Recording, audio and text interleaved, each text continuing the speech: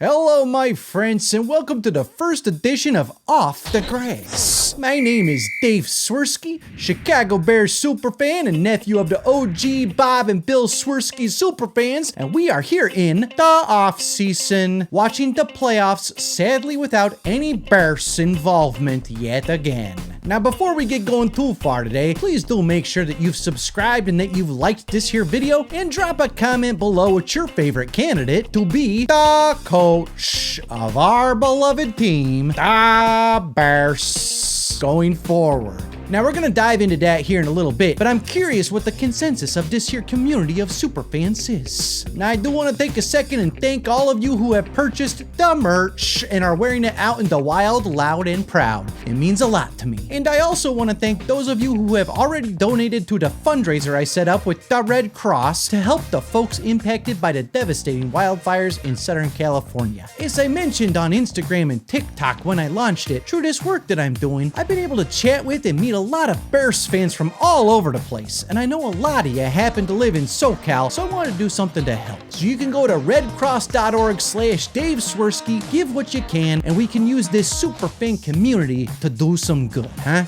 Alright, so let's get into it, shall we? First off, the Bears ended the season with a bang, beating our rival, the Green Bay Cheeseheads, in Week 18 by a final tally of 24-22. Prior to this win, the Bears had lost 11 straight to the Pack, so it only took a dozen swings for us to finally get them. So the Bears are back, am I right? Right? Bears.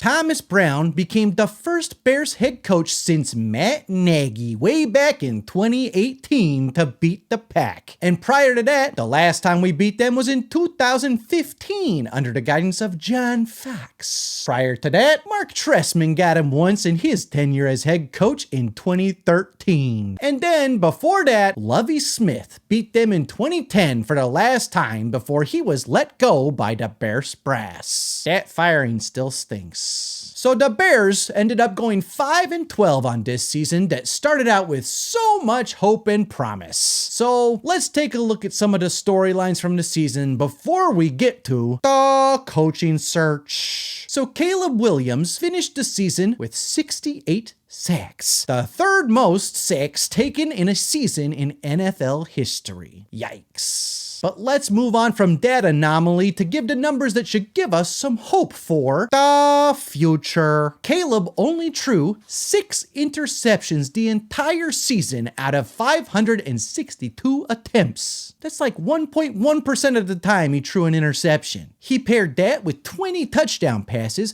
which ranks as the 13th most all-time for a Bears QB on a season. He completed 62.5% of his passes. He set a Bears rookie record with an 87.8 passer rating on the season. He had 489 rushing yards for the year and became the first Bears quarterback to win his first career start at Lambeau Field since Rex Grossman did so in the 2004 season. He ended the season with 3,541 passing yards, which set a franchise rookie record and placed this season's performance as the 5th most ever in the history of the Bears, and just a shade under 300 yards from the top spot on the list, which is still Eric Kramer's 1995 performance. So as much as it's easy for some to say Jaden Daniels maybe should have been picked at 1, this superfan for one still believes in Caleb, and I still believe the future is bright. Now, we didn't see so much from Rome as I hoped we would in his rookie year, but knowing he's a part of this thing going forward still excites me as a fan. I think the more time Caleb and Rome get together to gel, the better, and the sky is the limit once the right system is in place for them both to succeed. So that brings us to the coaching search. And boy, oh boy,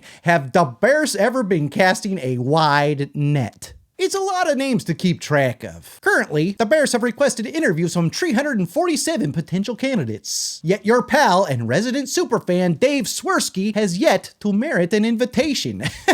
I mean, what gives? Clearly, they are saving the best for last, as I am ready for the call. Come on, guys. Pulse and George should get their heads out of their you-know-whats and call up a Swerski.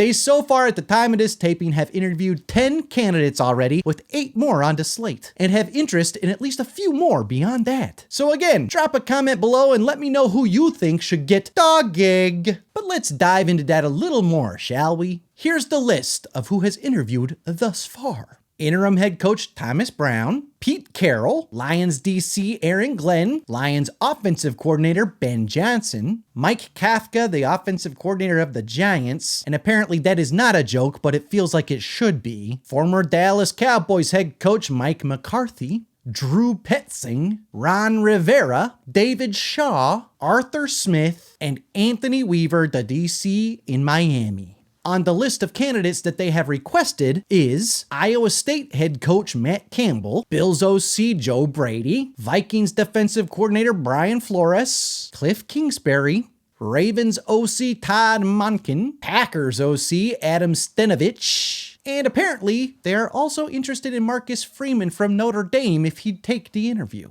Now, out of that list, I have my favorites on paper, and they are as follows. Ben Johnson, Ben Johnson, Ben Johnson, and Ben Johnson. Oh, and Ben freaking Johnson. After those quality candidates that would most likely be the most exciting for us Bears fans to celebrate, I'd say Cliff Kingsbury, Joe Brady, Pete Carroll, Monken, and, hear me out, Mike McCarthy are also interesting. I liked Vrabel as an option too, but no surprise he went home to the Pats. And I had talked myself into being mildly excited about Rivera too, mostly due to the history he has with the Bears. But looking at his overall record and where the Commanders were before he got booted lessened my excitement. I still believe Ben Johnson offers the greatest upside, and I just watched the interview Caleb did with the St. Brown brothers, and it kind of seems like he might like Ben to come over to Chicago too. Now, is there some risk with a guy who hasn't done the head coaching gig before? Absolutely. But thinking of Ben Johnson's offense coming to Chicago with the weapons that we already got excites the hell out of me, and I think we've got to get a younger mind in there to build this thing. You got LaFleur, O'Connell, and Campbell. I don't love the idea of Pete Carroll being in his mid-70s trying to compete with the new school of thought in our dominant division. And I want a coach who can grow with Caleb over a very long time. Maybe I'm wrong. Ultimately, I hope the Bears brass gets this right, because this is such a massive hire for this organization. But my lifetime as a Bears fan gives me little true evidence to cling to hope that they will get this one right. But maybe, just maybe,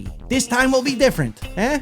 You got a young roster, a franchise caliber QB, tons of cap space, hopefully at some point a new stadium, the best fans in the world, Bears. And it still remains, despite all the disappointments and the tomfoolery, the greatest franchise in the history of sports. Let's go!